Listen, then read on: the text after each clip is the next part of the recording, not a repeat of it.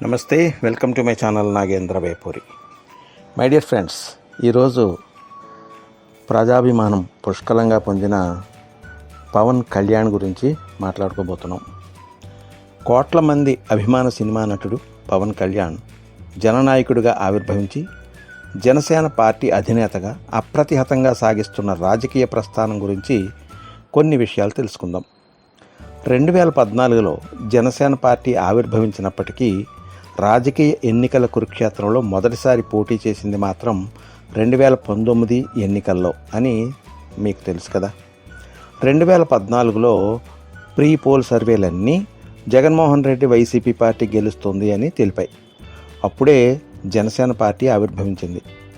నరేంద్ర మోడీ గారి సూచన మేరకు చంద్రబాబు నాయుడు పవన్ కళ్యాణ్ గారి ఇంటికి వెళ్ళి మద్దతు ఇవ్వమని కోరడం జరిగింది. ఓట్లు చీలిపోతే ఆల్రెడీ రాష్ట్ర ఖజానాని అప్పనంగా దోచుకున్న వైఎస్ రాజశేఖర రెడ్డి గారి సుపుత్రుడు జగన్మోహన్ రెడ్డి అధికారంలోకి వస్తే ఆంధ్ర రాష్ట్రం అంధకారంలోకి వెళ్ళిపోతుంది అని భావించి ఆంధ్ర రాష్ట్రం బాగు కోసం తెలుగుదేశం, జనసేన, బీజేపీ పొత్తుగా ఏర్పడ్డాయి. దానికి ముందు సర్వేలన్నీ జగన్మోహన్ రెడ్డికి అనుకూలంగా ఉండగా పవన్ కళ్యాణ్ ఆంధ్ర రాష్ట్ర అభివృద్ధి కోసం తెలుగుదేశం, బీజేపీ, జనసేన పొత్తుగా ఏర్పడి కేంద్రంలో మోడీ గారిని ప్రధానమంత్రిగాను, ఆంధ్ర రాష్ట్రంలో అనుభవం ఉన్న నాయకుడు చంద్రబాబు నాయుడు గారిని ముఖ్యమంత్రిగాను చేద్దాం అని పిలిపిచ్చేసరికి ఒక్కసారిగా ఆంధ్రప్రదేశ్ రాష్ట్ర రాజకీయ చిత్రం మొత్తం మారిపోయింది. ఆ తర్వాత నెలలో సర్వేలన్నీ ఎన్డీఏ కూటమికి అనుకూలంగా వచ్చాయి. గెలుస్తాను అనుకున్న జగన్మోహన్ రెడ్డి పార్టీని కింద కూర్చోబెట్టాడు పవన్ కళ్యాణ్. తెలుగుదేశం, జనసేన, బీజేపీ కూటమి భారీ విజయం సాధించింది. కానీ ఆ తరువాత జరిగిన కొన్ని సంఘటనల వల్ల తెలుగుదేశం, జనసేన, బీజేపీ పార్టీలు విడిపోవడం వలన 2019 ఎలక్షన్స్లో జగన్మోహన్ రెడ్డి జాక్పాట్ కొట్టి 151 సీట్లు గెలిచాడు. అధికారంలోకి వచ్చిన జగన్మోహన్ రెడ్డి రౌడీ రాజ్యాన్ని పెంచి పోషించడం, దోచుకోవడం, దాచుకోవడం, అన్యాయాన్ని ప్రశ్నించిన వాళ్ళని శిక్షించడం, చంపడం, చంద్రబాబు నాయుడుని సైతం అరెస్టు చేయించడం, పవన్ కళ్యాణ్ మీద ఎక్కడ చూసినా ఆంక్షలు విధించడం, పవన్ కళ్యాణ్ని వేధించడానికి ప్రభుత్వ అధికారులను పెద్ద ఎత్తున వినియోగించడం మొదలైన కార్యక్రమాలని జనం గమనించారు, యావగించుకున్నారు.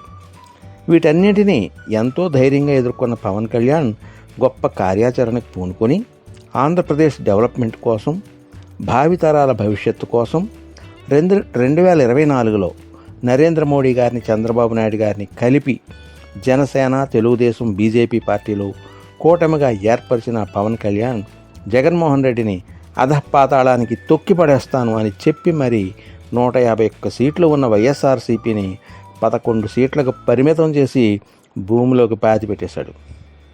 అనంతరం ఆంధ్రప్రదేశ్ రాష్ట్ర డిప్యూటీ సీఎంగా పవన్ కళ్యాణ్ గారు ప్రమాణ స్వీకారం చేసినప్పటి నుంచి ఈ రోజు వరకు రాష్ట్ర అభివృద్ధి మీదే దృష్టి పెడుతూ రాష్ట్రానికి ఏనాడు రాని విధంగా కేంద్రం నుంచి భారీ ఎత్తున నిధులు తీసుకొచ్చి ఆంధ్రప్రదేశ్లో అడుగడుగునా రోడ్లు, మంచినీటి వసతి, డోలీ మోతలు లేని సమాజాన్ని చూడాలన్న సంకల్పంతో ఆయన చేస్తున్న అభివృద్ధి అందరి మెప్పు పొందింది. ఆయన క్రింద ఉన్న అటవీ శాఖపై ప్రత్యేక శ్రద్ధతో పవన్ కళ్యాణ్ ఇచ్చిన ఒక్క వార్నింగ్ వలన ఈరోజు అటవీ సంపద కాపాడబడుతుంది. ఎర్రచంద్రం స్మగ్లర్లు పారిపోతున్నారు. దాని వెనకాల ఉన్న పెద్ద తలకాయలు భయపడిపోయి అందరూ ఒక దారిలోకి వచ్చారు.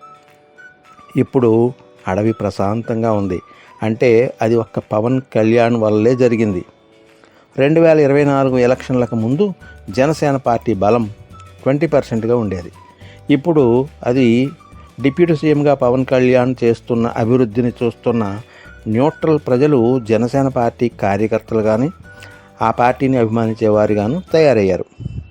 ప్రస్తుతం జనసేన పార్టీ ప్రధాన బలం బలమైన కార్యకర్తలు, వీర మహిళలు. మెగా ఫ్యాన్స్లో 80% పైగా జనసేన పార్టీ కార్యకర్తలుగాను, పార్టీ అభిమానులుగాను ఈ రోజున పార్టీకి బలంగా నిలబడి ఉన్నారు. జనసేన పార్టీకి న్యూట్రల్ ఓటర్ల మద్దతు భారీ ఎత్తున పెరుగుతూ ఉంది. ఏ పార్టీ అధికారంలో ఉండాలి అన్నా, అడ్రస్ లేకుండా పోవాలన్నా వీరి ఓట్లే కీలకం. కాపులు, బలిజలు 2019లో జనసేన పార్టీ వెనకాల అంత బలంగా నిలబడలేకపోయారు. ఆ తరువాత జగన్మోహన్ రెడ్డి లాంటి దుర్మార్గుడిని ఎదుర్కొంటూ ప్రజల కోసం, పార్టీ కోసం కష్టపడుతూ ఉన్న పవన్ కళ్యాణ్ గారి వెనకాల నిలవాలని కాపులు డిసైడ్ అయ్యి జనసేన పార్టీ వెనకాల బలంగా నిలబడ్డారు. దాని ఫలితమే పోటీ చేసిన ప్రతి స్థానంలోనూ జనసేన గెలుపొందింది. మొత్తం కూటమి 164 సీట్ల భారీ విజయం సాధించింది.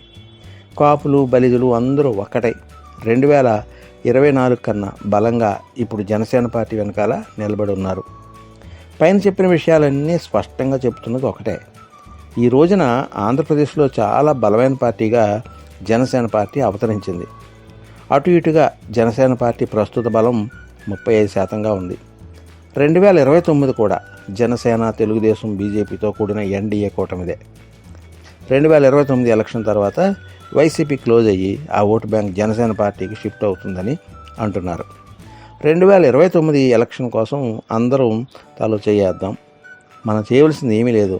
డిప్యూటీ సీఎంగా పవన్ కళ్యాణ్ గారు చేసే గొప్ప కార్యక్రమాలని ప్రజల్లోకి తీసుకుపోవడం, కళ్యాణ్ గారు చెప్పే ప్రతి మాటని ఫాలో అవడం చేస్తే చాలు. ప్రజల కష్టాలు తీర్చడం కోసం పుట్టిన పార్టీ జనసేన పార్టీ. ఆయన కన్నా కూడా మనలాంటి సామాన్యులకి ఇలాంటి పార్టీ అండ కావాలి. ఇలాంటి నీతి, నిజాయితీ గల బలమైన నాయకుడు మనకి, మన రాష్ట్రానికి, దేశానికి కూడా చాలా అవసరం. ఇటీవల కాలంలో తెలంగాణలో పవన్ కళ్యాణ్కి వ్యతిరేకంగా కొంతమంది కొన్ని వ్యాఖ్యలు చేస్తూ అలజడి సృష్టించే ప్రయత్నం చేస్తున్నారు. వాటికి బదులు చెప్పడానికా అన్నట్లుగా తెలంగాణ ఆవిర్భావ దినోత్సవం సందర్భంగా జూన్ 2వ తేదీన హైదరాబాదులో ఏర్పరిచిన గొప్ప బహిరంగ సభ ఘన విజయం సాధించాలని కోరుకుంటూ ఆ విశేషాలని మరొక వీడియోలో తెలుసుకుందాం. ఇది విన్నందుకు ధన్యవాదాలు. ఇది మీకు నచ్చినట్లయితే లైక్ చేయండి, కామెంట్ చేయండి, అలాగే మీ ఫ్రెండ్స్కి కూడా షేర్ చేయండి. ఇంతవరకు మీరు నా ఛానల్కి సబ్స్క్రైబ్ చేసుకుని ఉండకపోతే వెంటనే సబ్స్క్రైబ్ చేసుకోండి. ధన్యవాదాలతో మీ నాగేంద్ర బేపూరి.